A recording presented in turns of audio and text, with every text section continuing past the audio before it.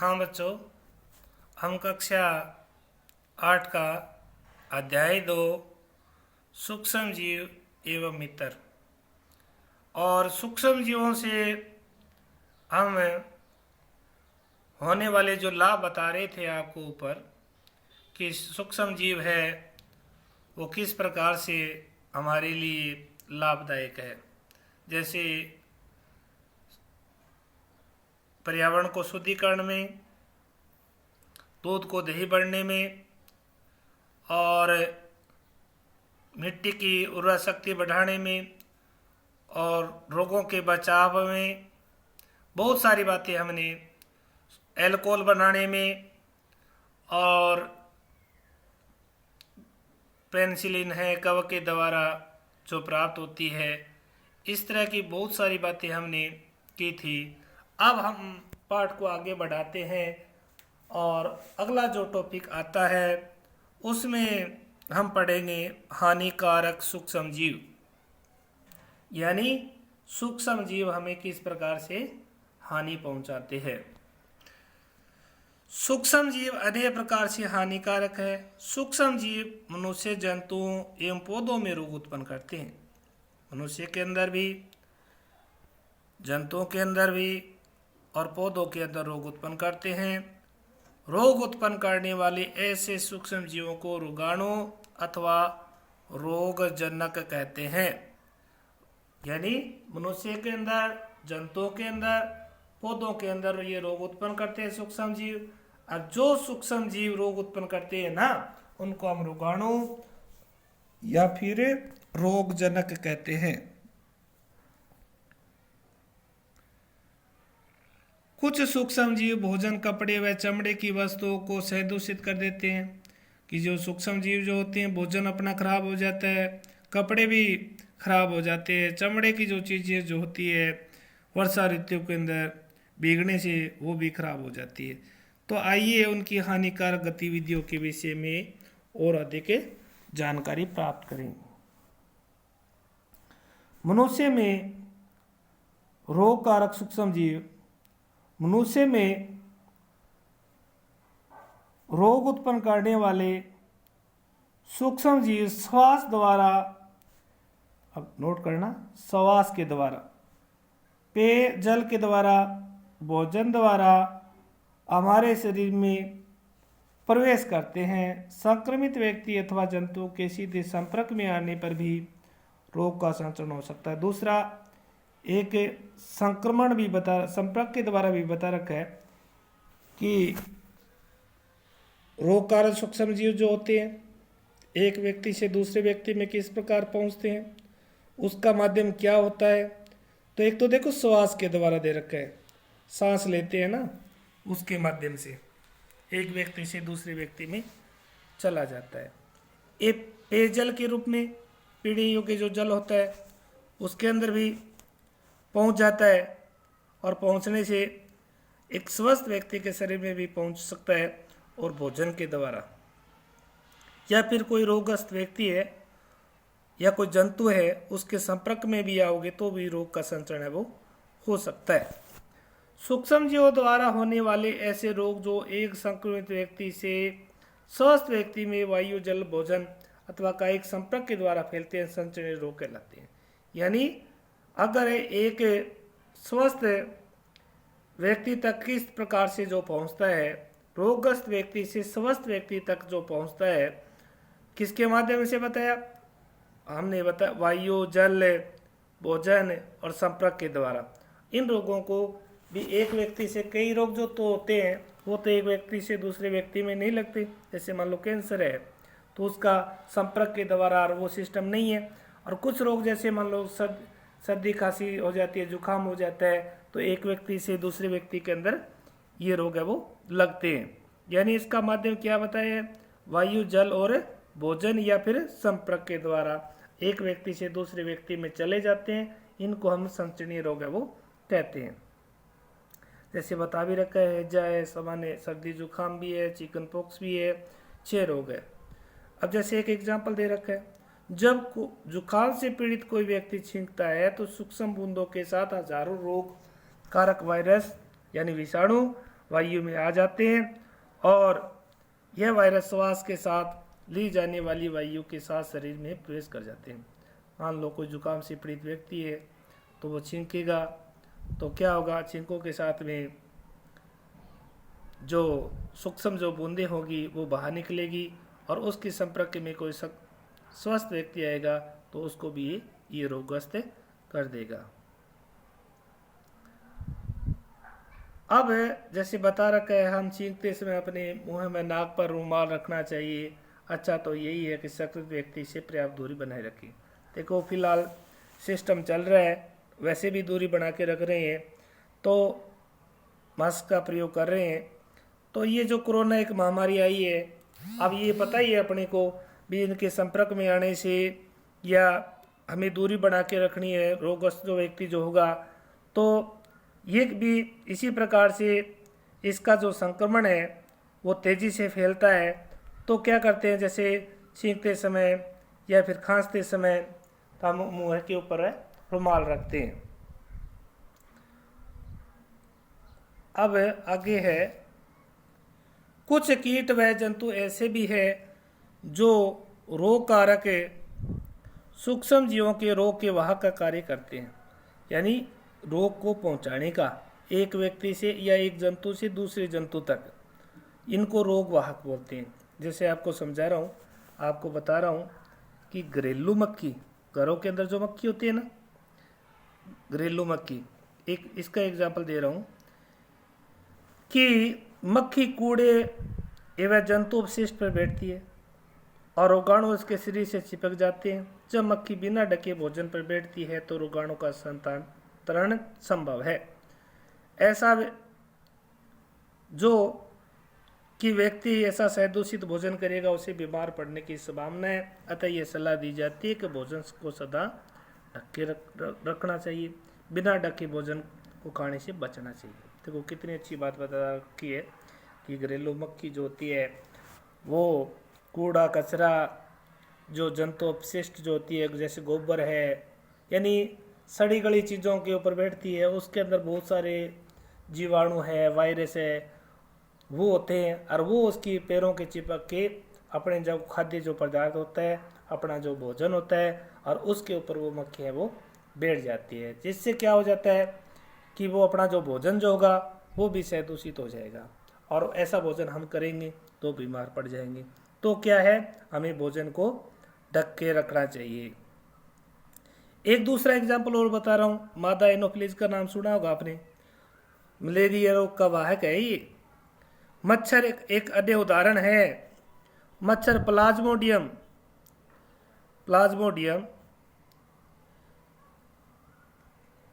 Malaria का परजीवी वाहक है। मादा एडिस मच्छर डेंगू का वायरस का वाहक है। अब देखो, मादा एनोफिलीज जो मच्छर होता है एक रोगग्रस्त व्यक्ति को काटेगा तो रोगग्रस्त व्यक्ति के अंदर क्या होगा, प्लाज्मोडियम होगा। अब वो प्लाज्मोडियम जैसे वो रक्त ग्रहण करेगा तो वो दूसरे स्वस्थ व्यक्ति को काटेगा तो प्लाज्मोडियम है उसके शरीर में प्रविष्ट हो जाएगा और फिर वो क्या करेगा, प्लाज्मोडियम वृद्धि करके उसको रोगग्रस्त बना देगा। तो ये सिस्टम होता है। और मादा एनोफिलीज मच्छर वैसे काटने से मलेरिया नहीं होता, क्योंकि अगर कोई संक्रमित व्यक्ति को काटेगा तो प्लाज्मोडियम होगा उसके शरीर में और वो एक स्वस्थ व्यक्ति को बाद में काट लेगा तो एक स्वस्थ व्यक्ति के शरीर में वो प्लाज्मोडियम प्रविष्ट हो जाएगा और जिससे क्या है, व्यक्ति रोगग्रस्त यानी मलेरिया से ग्रसित हो जाएगा। एक और भी एग्जाम्पल दे रखा है, देखो ये एडिस मच्छर दे रखा है। एडिस मच्छर जो होता है ना, अब किसका वाहक है ये किसका वाहक है, ये है डेंगू का। डेंगू नाम सुना होगा, बहुत ही भयंकर एक तरह से अपने बुखार बोलते हैं ना, तो वो है डेंगू। और उसका एक जो वाहक है उसका नाम है मादा एडिस मच्छर, जो है इसका वाहक का कार्य करता है। तो इसका बचाव या नियंत्रण करना चाहिए अपने को। सभी मच्छर जल में उत्पन्न होते हैं, पानी को कहीं भी रुका नहीं रहने देना चाहिए। हमें पानी कहीं भी रुका नहीं रहने देना चाहिए। कूलर, टायरों व फूलदानों इत्यादि में कहीं भी जल को एकत्रित न होने दे। अतः अपने आसपास के स्थानों को स्वच्छ व शुष्क रखकर हम मच्छरों को पैदा होने से रोक सकते हैं। ऐसे उपायों की सूची बनाने का प्रयास कीजिए जिसे अपनाकर मलेरिया को फैलने से रोका जा सकता है। देखो, बहुत अच्छी बातें बता रखी है कि अपने आसपास है कहीं भी पानी है वो इकट्ठा नहीं होने देना चाहिए। जैसे कई बार बरसात ऋतु के अंदर कूलरों के अंदर, टायरों के अंदर, फूलदानों के अंदर यहाँ पानी एकत्रित हो जाता है। अगर आसपास पानी जमा नहीं होने देंगे कि अपने बाथरूम का पानी है, रसोई का पानी है या नाली का जो पानी इकट्ठा हो जाता है तो उसके अंदर मच्छर है वो पनप जाते हैं और मच्छर पनप जाने से और मलेरिया रोग, डेंगू रोग ये होने की संभावना है वो हो जाती है। एक दे रखी है सूक्ष्म जीवों से होने वाले कुछ, मनुष्य के अंदर सूक्ष्म जीवों द्वारा होने वाले कुछ रोगों के बारे में आपको बता रहा हूँ। सबसे पहले बता रहा हूँ कि क्षय रोग, जिसको टीबी रोग बोलते हैं ना, वो है क्षय रोग। इसका ये जीवाणु के द्वारा होता है। इसका संचरण जीवाणु है एक माइकोबैक्टीरियम ट्यूबरकुलोसिस नामक का एक जीवाणु होता है और ये एक व्यक्ति से दूसरे व्यक्ति में वायु के द्वारा, हवा के द्वारा फैलता है। और अगला है मिजला से यानी खसरा रोग है, ये वायरस के द्वारा है, ये भी वायु के द्वारा ही होता है। एक आता है इसके बाद में चिकन पॉक्स, हाँ, छोटी माता शरीर में दाने उभर आते हैं ना, वही है, कई दिनों के बाद में अपने आप ठीक हो जाते हैं। चिकन पॉक्स है और ये वायरस के द्वारा ही है। ये वायु व संपर्क के द्वारा हो जाता है। और एक पोलियो जिसका जो टीकाकरण होता है, हाथ पैर जो है रोगग्रस्त हो जाते हैं, ये भी वायरस द्वारा ही है, एंट्रोवायरस है। ये भी वायु व जल के द्वारा रोग होता है। बच्चों में होने वाला जो रोग है ये पोलियो। अब क्या करना चाहिए भी, ये जो रोग हो जाते हैं, रोगी व्यक्ति को पूरी तरह से अन्य व्यक्तियों से अलग रखना चाहिए। एक तो रोगी की व्यक्तिगत वस्तुओं को अलग रखना चाहिए और उचित समय पर टीकाकरण। देखो, ये जो रोग है ना, इनका टीकाकरण होता है बच्चों के अंदर। जैसे क्षय रोग है, क्षय रोग का एक टीका लगता है BCG का, BC और G का, BCG का टीका लगता है। तो शायद महीने 1.5 महीने के बाद में लगता है, छोटे बच्चों के अंदर लगता है। तो ये जो टीकाकरण करवा करके ये रोगों से बचा जा सकता है। तो उचित समय के ऊपर टीकाकरण होगा तो उसके अंदर प्रतिरोधक जो क्षमता है वो बढ़ जाती है, रोगों से लड़ने की जो क्षमता। पोलियो का है, ड्रॉप्स पिलाई जाती है, वैक्सीन दिए जाते हैं। अब इसके बाद में है हैजा ये जीवाणु के द्वारा है। विब्रियो कुलेरी नामक का एक जीवाणु होता है और ये जल व भोजन के द्वारा ही होता है। टाइफाइड जो रोग है जीवाणु के द्वारा जल के माध्यम से होता है। इसमें भी वही बातें हैं, व्यक्तिगत स्वास्थ्य अपनानी है, अच्छी आदतों को अपनाना है, भली भांति पके भोजन को और उबला पेयजल और टीकाकरण। बहुत सारी बातें लिख रखी है इसके अंदर। व्यक्तिगत स्वास्थ्य, अच्छी जो आदतें हो जो होगी, जैसे सोच के बाद में हाथ धोना, भोजन करने से पहले हाथ धोना, ये बातें अपने को अपनानी है। और पके भोजन का इस्तेमाल करना है, उबला पेयजल का उपयोग करना है और समय के ऊपर टीकाकरण करवाना है। एक आता है हेपेटाइटिस बी, जिसको पीलिया बोलते हैं। ये वायरस जनित रोग ही है। ये जल के माध्यम से होता है। उबले हुए पेयजल का प्रयोग करके या टीकाकरण करवा कर इसको रोका जा सकता है, हेपेटाइटिस बी। इसके बाद में मलेरिया ये प्रोटोजोआ द्वारा है। प्रोटोजोआ जैसे हमने पहले पढ़ा था, जीवाणु 4 जो वर्ग जो बताए थे, जीवाणु, वायरस, प्रोटोजोआ और सेवा। तो ये प्रोटोजोआ जनित रोग है जो मच्छर के, मादा एनोफिलिस जो मच्छर होता है उसके काटने से एक व्यक्ति से दूसरे व्यक्ति तक पहुंचता है। इसके उपचार दे रखे, जैसे मच्छरदानी का प्रयोग करके, मच्छर भगाने वाले कुछ रसायन जो आते हैं, कछुआ जलाओ, मच्छर भगाओ, कीटनाशक का छिड़काव करके मच्छर के प्रजनन रोकने के लिए जल को किसी भी स्थान पर एकत्रित न रहने देना चाहिए, यानी पानी है वो इकट्ठा नहीं रहने देना चाहिए। अब बात करते हैं आगे जंतुओं में रोग कारक जीवाणु। ये ऊपर बात जो बताई थी हमने मनुष्य के अंदर, अब बताएंगे कि जंतुओं में रोग कारक जीवाणु अनेक सूक्ष्म जीव केवल मनुष्य एवं पौधों में ही रोग के कारक नहीं है, वरन वे दूसरे जंतु में भी रोग उत्पन्न करते हैं। उदाहरण के लिए एंथ्रेक्स मनुष्य तथा मवेशियों में होने वाला एक भयानक रोग है। एंथ्रेक्स जो रोग होता है मनुष्य के अंदर भी होता है, मवेशी के पशुओं के अंदर भी होता है। एक भयंकर रोग है वो होता है एंथ्रेक्स नामक जो रोग है वो जीवाणु के द्वारा होता है। एंथ्रेक्स मनुष्य और मवेशियों में होने वाला रोग है और जीवाणु के द्वारा होता है। वैसे ही गाय के अंदर भी एक जो रोग होता है और जिसको बोलते हैं खुर पक्का, मुँह पक्का, ये वायरस द्वारा जो रोग है होता है, यानी खुर है, मुख है, वो खराब हो जाते हैं इस रोग के अंदर। पौधों में रोग उत्पन्न करने वाले सूक्ष्म जीव अनेक सूक्ष्म जीव गेहूं, चावल, आलू, गन्ना, संतरा, सेब इत्यादि पौधों में रोग के कारक है। देखो ये जो रोग जो होते हैं मनुष्य के अंदर भी होते हैं, जंतुओं में भी होते हैं, अब पौधों में भी होते हैं। देखो जो फल है वो खराब हो जाते हैं, पौधा है वो मुरझा जाता है और उपज है वो हमें कम प्राप्त होती है, फसल की उपज में कमी आती है। और कुछ जो रोग बता रखे हैं जैसे आपको समझा रहा हूँ, एक टेबल दिखा रहा हूँ, ये देखो पौधों में होने वाले रोग है। जैसे नींबू के अंदर एक नींबू कैंकर, सिट्रस कैंकर या नींबू कैंकर कहलाता है, रोग है ये नींबू के अंदर। ये जीवाणु के द्वारा है और वायु के द्वारा इसका जो संचरण होता है। देखो फल है वो खराब हो जाते हैं, फूटने लगते हैं, फल है वो गल जाते हैं। और एक गेहूं के अंदर रस्ट रोग भी है। गेहूं के अंदर जो रस्ट जो रोग है वो कवक के द्वारा है, वायु और बीज। गेहूं के अंदर जो रस्ट रोग है वो कवक के द्वारा है और वायु और बीज के द्वारा इसका संचरण होता है। बीज भी खराब हो जाते हैं और पीलापन भी है पादप के अंदर। एक अन्य जो रोग है भिंडी के अंदर पीत सीरा जो रोग है, यानी पूरी जो पत्ती है वो पीली पड़ जाती है,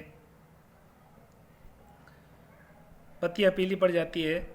वैसे तो ये जो सिराएँ जो होती है, यानी जो लाइनें जो अपने पत्तियों के अंदर दिखाई जाती, वो पीलापन ज़्यादा होता है इस रोग के अंदर। ये वायरस द्वारा, वायरस जनित रोग है और कीट के द्वारा इसका जो है वो संचरण होता है। तो ये पादपों के अंदर होने वाले कुछ जो रोगों के नाम और इसका जो माध्यम हमने बताया। अब चलते हैं आगे। अब सुनिए आप, खाद्य विषाक्तन, खाद्य यानी फूड पॉइजन। बुद्धो ने एक मित्र ने उसे एक पार्टी में आमंत्रित किया, वहां उसे अनेक प्रकार के व्यंजन खाए। घर आने पर उसे वमन व उल्टी होने लगी, उसे अस्पताल ले जाया गया। डॉक्टर ने बताया कि खाद्य विषाक्तन के कारण होने वाली स्थिति है। देखो कई बार हमें पढ़ते हैं कि कई जगह इस तरह से कोई फंक्शन जो होता है, पार्टी जो होती है या कोई अन्य जो प्रोग्राम होता है, वहाँ इस तरह की कंडीशन बन जाती है कि जो भोजन है वो खराब हो जाता है, खा लेते हैं तो उससे फूड पॉइजन बढ़ जाता है और वो बीमार पड़ जाते हैं, उल्टी दस्त हो जाते हैं। तो ये खाद्य विषाक्तन के कारण हुआ है, यानी उसके अंदर जहरीला जो खाना है वो विषाणु या जीवाणु के पनपने से वो एक तरह से जहर बन जाता है।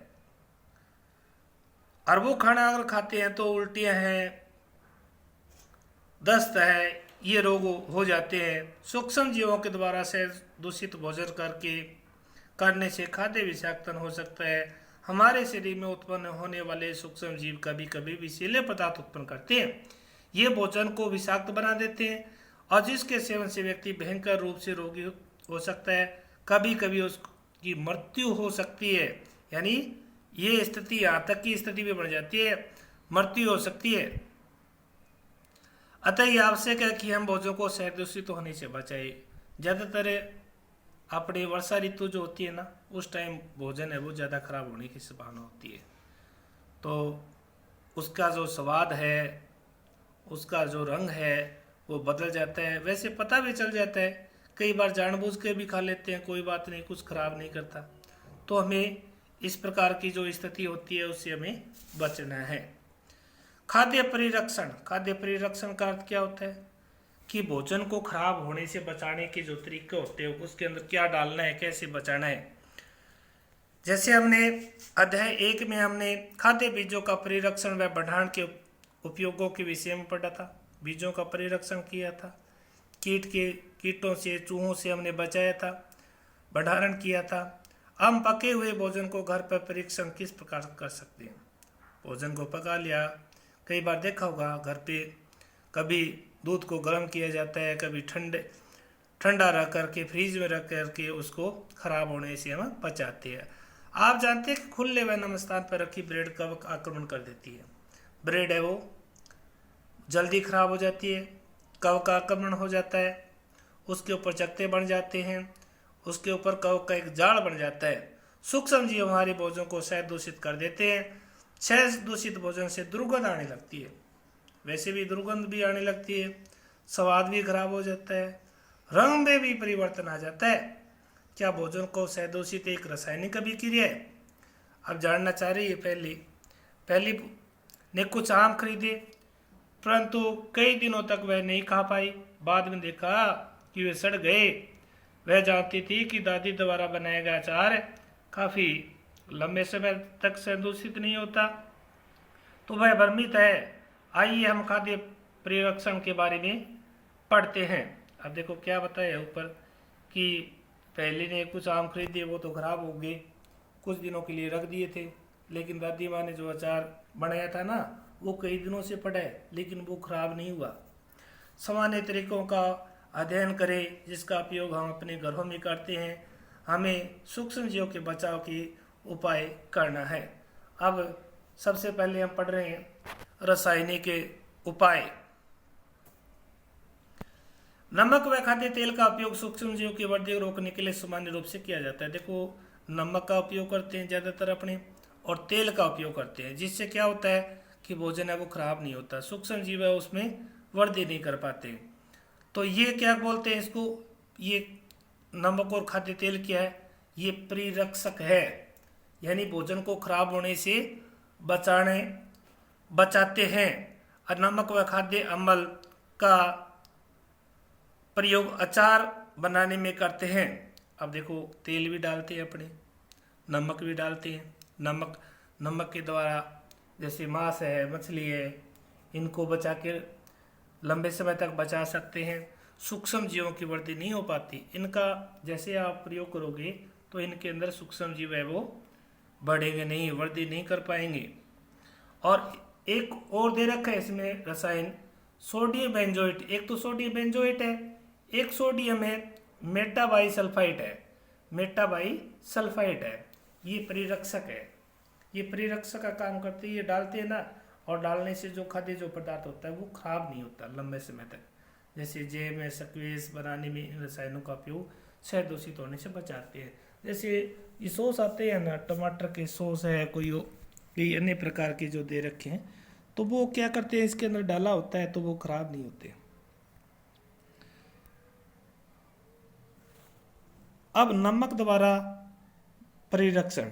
सामान्य नमक का उपयोग मांस व मछली का परिरक्षण के लिए काफ़ी लंबे समय या लंबे अरसे में से किया जा रहा है। यानी नमक का उपयोग मांस को, मछली को खराब होने से बचाने में किया जाता है, जिससे क्या होता है कि जीवाणु की वो जो वृद्धि है ना वो नहीं हो पाती, और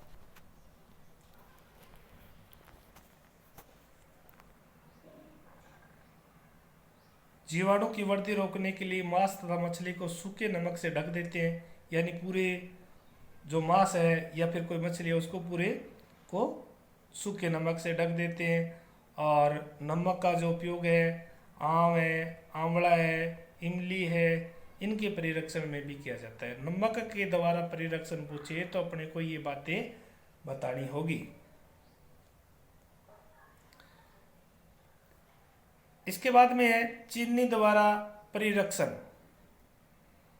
चीनी के द्वारा परिरक्षण, तो चीनी के द्वारा परिरक्षण किस तरह से करते हैं, जैसे जेम है, जेली है, स्क्वेश का परिरक्षण चीनी के द्वारा भी किया जाता है।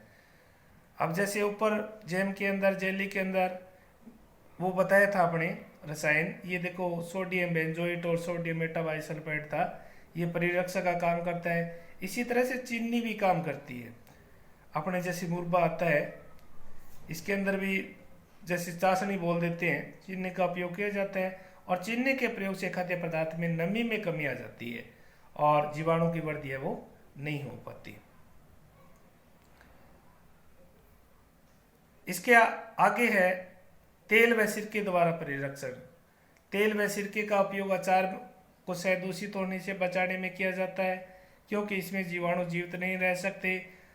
सब्जियां है, फल है, मछली है, मांस का परिरक्षण इस विधि द्वारा करते हैं। एक सिरका आता है, अचार में डाला जाता है, उसको बचाता है। और तेल भी क्या काम करते हैं, जीवाणु की वृद्धि को रोकने के लिए। यानी जीवाणु है वो इसके अंदर जीवित नहीं रह सकते, वृद्धि नहीं कर सकते। और सब्जियां हैं, फल है, मछली है, मांस है, इनका परिरक्षण किया जाता है। और क्या करते हैं, इसके बाद में ये भी टॉपिक आ गया, तेल द्वारा परिरक्षण भी हो गया। और इसके बाद में आता है गर्म व ठंडा करना। आपने अपनी माँ को दूध उबाल कर रखते हुए देखा होगा, उबालने से अनेक सूक्ष्म जीव है वो नष्ट हो जाते हैं।